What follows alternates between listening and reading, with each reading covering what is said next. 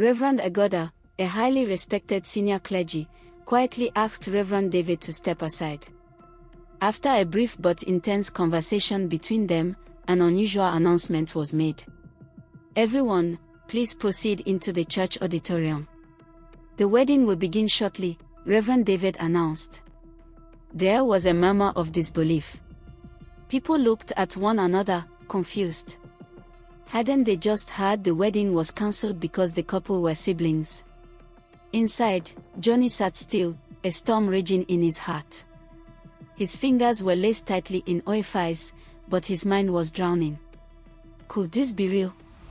How could they be siblings when their love felt so destined, so right?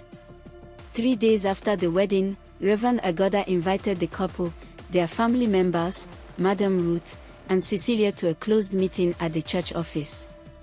The tension in the room was palpable. Every breath felt like a question. He turned to Madam Ruth first. "Please, Madam. Kindly tell us why you insisted the couple are siblings." Madam Ruth adjusted her scarf, her expression solemn. 24 years ago, I was woken up before dawn by our security man.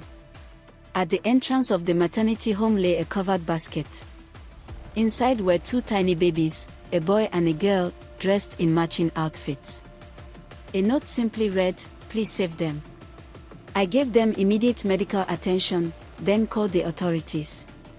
After all the legal processes, I was permitted to take custody of them temporarily.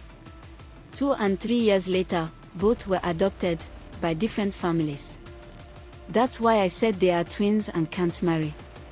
Everyone turned toward Cecilia as Reverend Agoda softly asked, "Cecilia, I believe you have something to say." Cecilia looked tired, her voice low, fragile.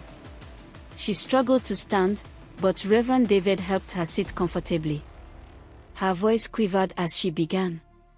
"There was a time, during a terrible ethnic unrest in the south. I had just delivered my son in a hospital barely functioning due to the crisis. In the same ward, another woman gave birth to a baby girl, but she died from complications. Her husband ran off to get help, but he never returned. We waited and waited. The hospital had no food, no medicine. Visitors couldn't come, it was too dangerous. I had no choice. I breastfed my baby, and hers. They both needed me. And I loved them both. Then one day, while feeding my baby boy, a bomb went off nearby. Panic exploded through the hospital. People ran. I panicked. I couldn't leave one child behind. So I strapped my son to my back and the girl to my chest. It slowed me down. I nearly died trying to save them both. But we made it. We hid in an abandoned shelter until it was safe. Eventually, I returned to Otokpo and lived with my mother. It was hard. I took up work as a cleaner in Mother Ruth's maternity home. But tragedy kept visiting me. My mother died suddenly while watching the babies. I was left alone, struggling to provide. Then I had a partial stroke from stress. I couldn't care for them anymore.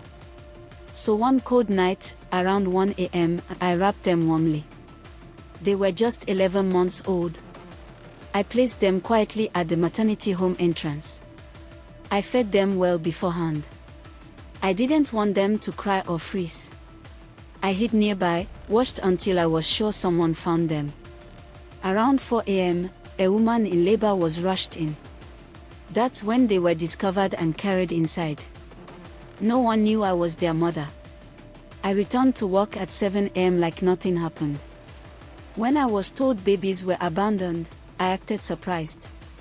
Madam Ruth called the police, and documentation was made. She took them in, legally. But I never left them. I worked there, breastfed them secretly, contributed all I earned toward their upkeep. I knew who adopted them. I helped screen housemaids for both families. I followed them from afar, from school registrations to the tiniest reports I could gather. I would sneak to Kaduna to catch a glimpse of them. I missed them so much, it hurt. Sometimes the maids sent them pocket money. That money was from me. I marked them before I gave them up. I pierced a small hole on the upper part of the girl's right ear. On the boy, I marked a tiny cross behind his right ear. Check them if you doubt me. There was silence. Then Oyifie removed her earring and showed the faint upper piercing. Johnny pulled his collar down, and Reverend David gasped. A small scar shaped like a cross was behind his right ear. A collective hush fell over the room. People began weeping silently. I am Johnny's biological mother, Cecilia continued, tears soaking her blouse. I also consider Oyifie my daughter. I breastfed her, held her, loved her. No. Johnny and Oyifie are not twins. They are not even blood siblings. Only God knows how fate tied them together again. Reverend Agoda bowed his head, overwhelmed. So, the wedding was never a mistake. No, Cecilia whispered. It was destiny. Painful, miraculous destiny. Johnny stood. His voice trembled, but he walked over to Cecilia and knelt at her feet. Mama, I forgive you. Thank you for not letting go. Oyifie joined him, and together they embraced Cecilia as tears streamed freely. The others in the room watched in reverent silence, moved to their core. That day, a chapter was rewritten. Though their beginning was clouded by confusion, their love had been born in truth, nurtured in sacrifice, and crowned by destiny. Johnny and Oyifie settled into their new home, but they brought Cecilia with them. She was their mother. Not just in name, but in heart, in pain, in love. They still honored the women who raised them. But Cecilia, she was the one who gave them both life and love that never let go.